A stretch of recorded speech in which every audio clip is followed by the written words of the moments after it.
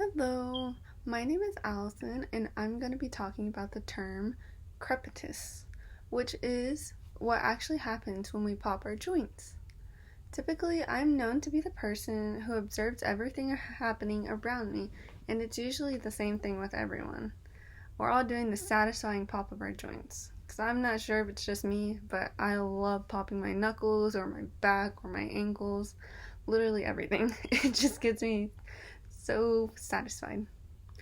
But pretty much, it's not a choice, but something is always popping for me. How many of us do that on a daily basis? Yeah, pretty much everyone here. That's exactly why I picked this topic, because it interests me as a kinesiology major, but it can also inform you on what is actually happening when you pop. And I know there's many concerns that it leads to arthritis and that you're actually damaging.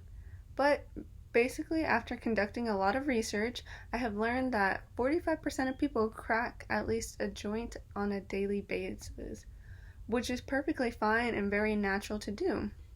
My research for this speech was found in Clinical Inquiries, de Gruyter, and Harvard Health.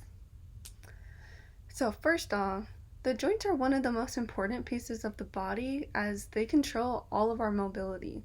Without our joints, we would not be able to move. So, according to de Gruyter, popping your joints can lead to premature breakdown, which is not the same as arthritis, and just means that you won't have as much mobility in the future, but you still will be able to move them. Now, the human body has over 360 joints, such as the fibrous joints, the cartilaginous joints, and the synovial joints. Now, the synovial joints are the key ones as they make up the shoulders, the elbows, your knees, the toes, our wrist, and those are the ones that control majority of our mobility. Now, the popping sound, which I'm about to do right now, that one didn't pop. So you're just moving it back and forth and you can feel the joint moving, which is just a rapid drop of pressure with the synovial fluid that creates a bubble that pops.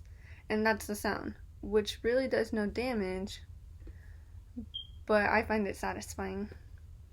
Next, many people are convinced that popping will lead to arthritis. Who thinks that here? Yeah, a lot of people? Which is perfectly normal to think because you would think that it's doing a lot of damage and that you're going to lose all function of your hands if you keep on doing that. So, according to Harvard Health, all it does is just put negative pressure on your fingers. One study's author compared the sudden energy, knuckle cracking, compared to the forces of hydraulic blades, which that sounds more scary than what it actually is.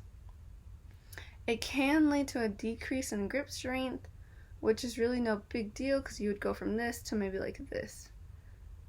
But I think that's fine. Lastly, we will oversee Dr. Unger's study and MRI picture showing what happens when and whether or not it affects you long term. After 50 years, he had no sign of arthritis but did have a slight ulnar tear. So what he did is he popped his left hand for 50 years and he did not pop his right hand at all.